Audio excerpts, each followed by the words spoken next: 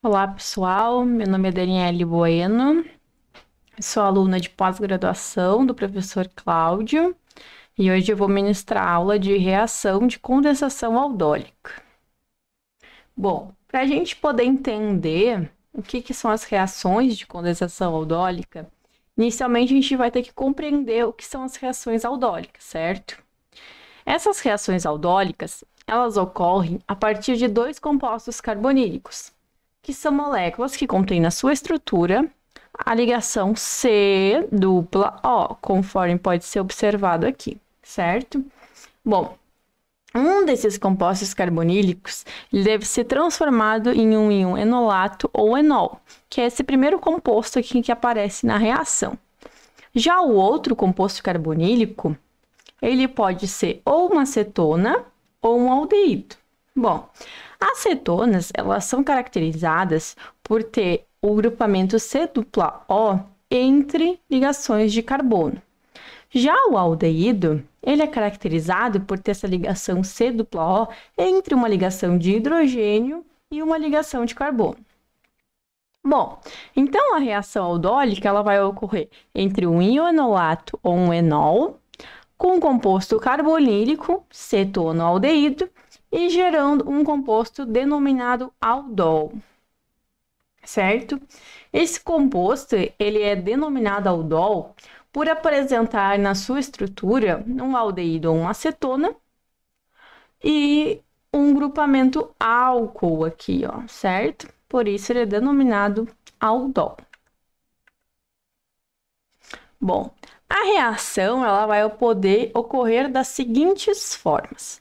A partir de pares de elétrons não partilhados, então podendo sofrer um ataque eletrofílico, pode sofrer uma adição nucleofílica e também pode ocorrer no carbono alfa, por estar diretamente ligado ao carbono carbonílico e a um átomo de hidrogênio. Bom, o que é esse carbono alfa, né?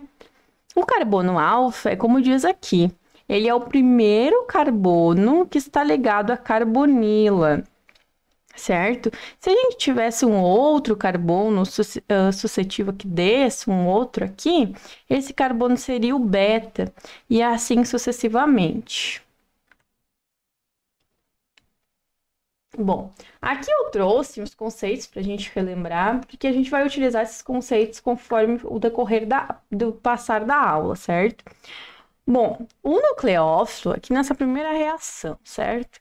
O nucleófilo, ele vai doar um par de elétrons para esse eletrófilo, que ele está neutro.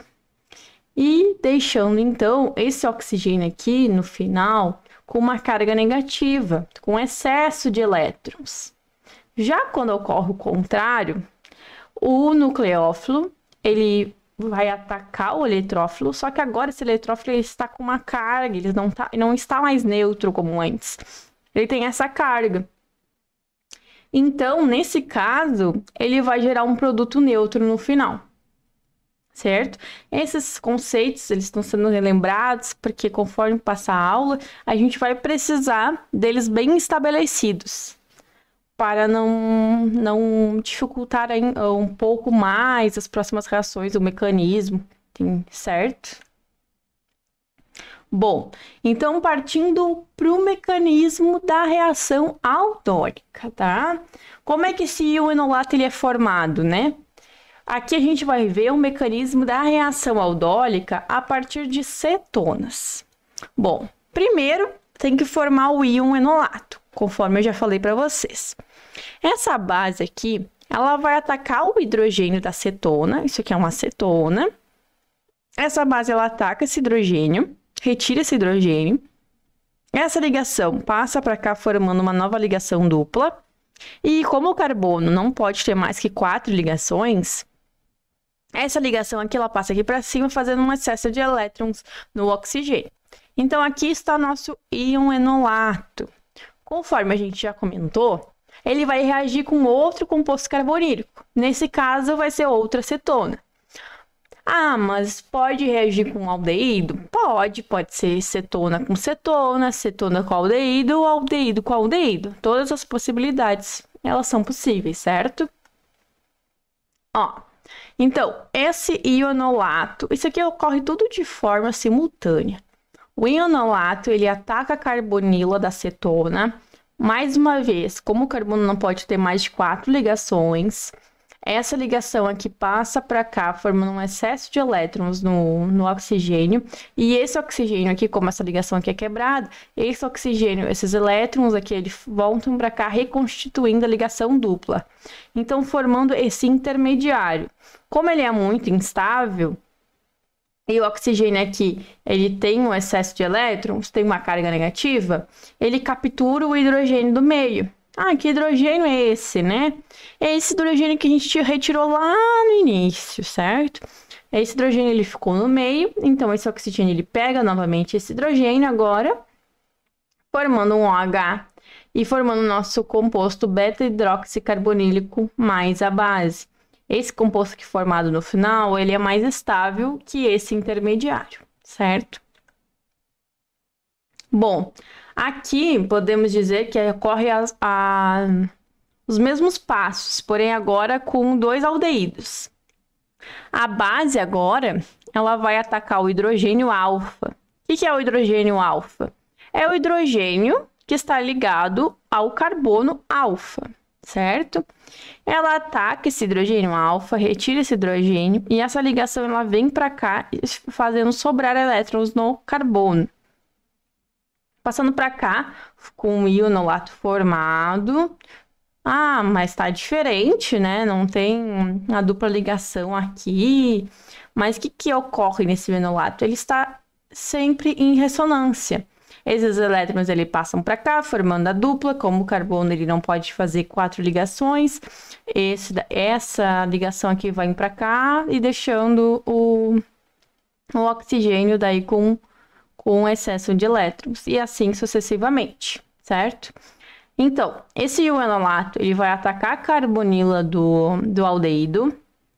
Mais uma vez, como o carbono não pode ter mais de 4 ligações, essa ligação passa para cá, deixando o oxigênio com excesso de elétrons. Então, formamos o nosso composto intermediário. Mais uma vez, ele é instável, então o oxigênio que está com excesso de elétrons captura a água no meio, o hidrogênio do meio, que é da água que formou aqui no início, ó. O OH, quando pegou o hidrogênio, formou água. Então, ele tem 2 hidrogênios, ele vai pegar um desses hidrogênios, certo? E vai formar OH, tornando o composto mais estável e vai liberar a base novamente. Então, o que é a reação de condensação aldólica, né? A reação é uma reação aldólica mais a eliminação da molécula de água do produto formado dessa reação, que é o aldol, certo? Por isso o nome de condensação. Bom, vamos fazer de novo para a gente entender. Ó, a gente tem o ionolato, mais um composto carbonílico, temos a reação aldólica, formamos o aldol. Quando a gente condensa, desidrata, retira a molécula de água desse aldol, aí sim, formando uma enona conjugada ou um produto alfa-beta insaturado, aí sim a gente tem a reação de condensação aldólica, certo? Ainda, essas reações, elas podem ser catalisadas por base, como a gente já viu, ou por ácido. E o que muda, né? Elas serem catalisadas por base ou por ácido. Quando elas são catalisadas por base, elas formam o íon enolato. Quando são catalisadas por ácido, formam o enol. Mas, como a gente pode observar, o produto final é o mesmo, certo? Mas então, como que a gente vai escolher esse catalisador, né? Se eles formam o mesmo produto. Se a gente estiver num laboratório, a gente escolhe a partir da nossa disponibilidade. Se a gente tiver uma base, a gente usa a base. Se a gente tiver um ácido, a gente vai usar um ácido. Ah, mas se eu tiver os dois, ou qual que é o mais utilizado? Por que é mais utilizado, né? Bom, a base, pessoal, a base é mais utilizada porque ela é menos perigosa que um ácido e ela é mais barata também, certo? Bom, e o que é importante ainda nessas reações? O importante, por que fazer a condensação, né? Por que não parar na reação aldólica? Por que ainda depois condensar? Bom, primeiro é para aumentar o rendimento. Quando a gente faz a condensação, a gente aumenta o rendimento do produto final, e isso é extremamente importante. Além disso, a gente gera um produto mais estável, que para a síntese orgânica é extremamente relevante. Bom, agora a gente vai mostrar aqui algumas aplicações. Aqui é uma aplicação sintética muito utilizada na indústria química, certo? Primeiro, nessa parte inicial aqui, nada novo, tudo que a gente já viu na aula de hoje. A gente tem dois equivalentes de aldeído. Um equivalente reage com a base que temos aqui e forma o íon enolato. Esse íon enolato, ele vai reagir com outro equivalente do aldeído e vamos ter o nosso aldol, como a gente já viu na aula de hoje, certo? Esse aldol, ele vai reagir bem com borohidreto de sódio, que é um reagente que a gente já estudou aqui na disciplina. E ele vai reduzir o aldeído a um álcool, que é o nosso 1,3-diol, certo? Que ele é bastante utilizado na indústria química. Bom, aqui nessa próxima reação, certo? Se a gente pegar esse aldol, reagirmos ele em meio ácido, vai liberar uma água e então vamos ter como produto um aldeído alfa-beta insaturado. Tá? A partir desse aldeído alfa-beta insaturado, vamos ter três reações. A primeira vai ser utilizando o tetraalumínio de lítio, que vai ocorreu aqui então uma redução da carbonila e a formação desse álcool alílico. Isso ocorreu porque teve um controle de temperatura, certo? Porque a gente sabe que esse reagente, ele tem força suficiente para reduzir tudo, tanto a carbonila quanto essa dupla. Mas, neste caso, eles controlaram a temperatura e o tempo de reação e conseguiram reduzir somente a carbonila, ok? Já aqui, se a gente pegar o aldeído, esse aldeído alfa-beta insaturado e reagir com níquel e H2 sobre alta pressão, a gente vai reduzir tanto a carbonila quanto a ligação dupla, esses dois aqui, certo? E aí a gente vai obter um álcool saturado. Bom, se a gente não tivesse uma alta pressão aqui, provavelmente a gente não ia conseguir reduzir a dupla da carbonila.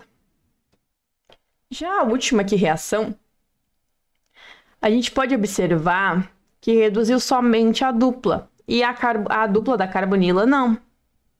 Porque esse reagente aqui, paládio de carbono, ele é um reagente mais brando. O que acontece? Como é que ocorre essa reação, né? O paládio, ele complexa com a carbonila e protege ela, mantém a integridade dela.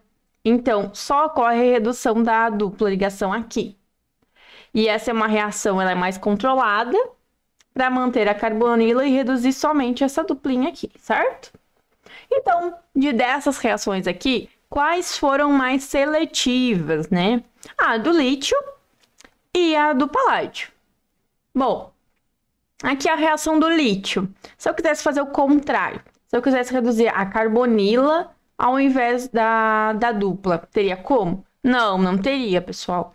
Porque assim, ó, primeiro, nessa reação aqui, a primeira coisa que vai reduzir é a carbonila, certo?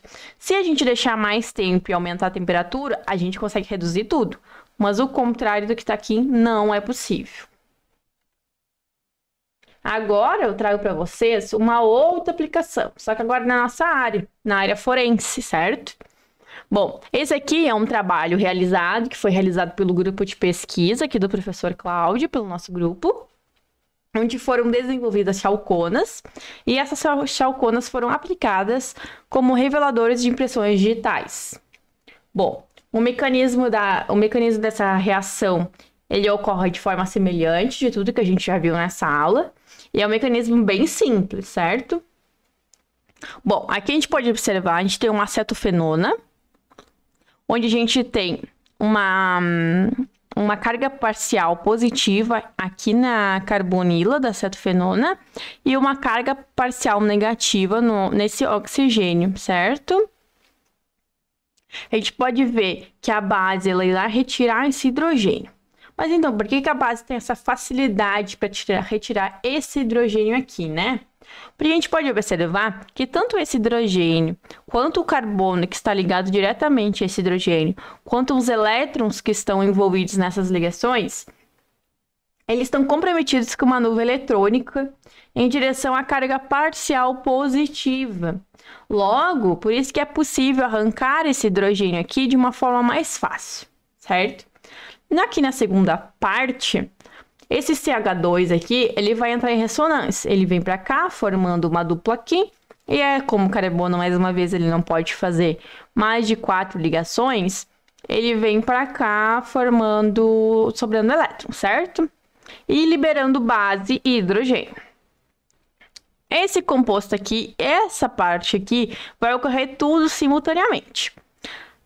Esse composto vai atacar a carbonila do benzaldeído, que é esse composto aqui.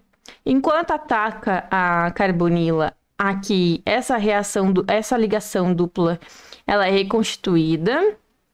E aqui, como o carbono não pode ter mais de 4 ligações, essa ligação vem para cá. No próximo passo, agora só o que falta ocorrer é a desidratação desse composto. Como a gente já tinha base e hidrogênio, o que acontece? Esse OH aqui, ele captura o hidrogênio do meio, que é esse hidrogênio que foi capturado aqui no início, forma água, libera essa água. Essa ligação aqui, ela vem para cá formando a dupla. E assim a gente tem a nossa chalcona, certo? Essa chalcona, como eu disse para vocês, ela foi aplicada como revelador de impressões digitais latentes. E aqui eu trago o resultado para vocês olharem. Bom, nessa foto aqui, vocês podem observar, na parte A, é a nossa chalcona branca, de cor branca. E B, é um composto, um pó, que já vem sendo utilizado na revelação de impressões digitais latentes. A gente pode ver que até a chalcona, ela foi mais eficiente ainda que esse composto que já vem sendo utilizado, no caso dessa digital. Ela apresentou um bom contraste, ela vai ser utilizada perfeitamente em superfícies escuras, já que o pó, ele gerou um pó claro, né? E como a gente pode observar, esse tipo de reação, ele é extremamente importante, tanto na indústria química quanto na pesquisa. É uma reação muito importante na área da química orgânica. Bom, foi isso a aula, pessoal. Qualquer dúvida, vocês podem entrar em contato. Obrigada pela atenção.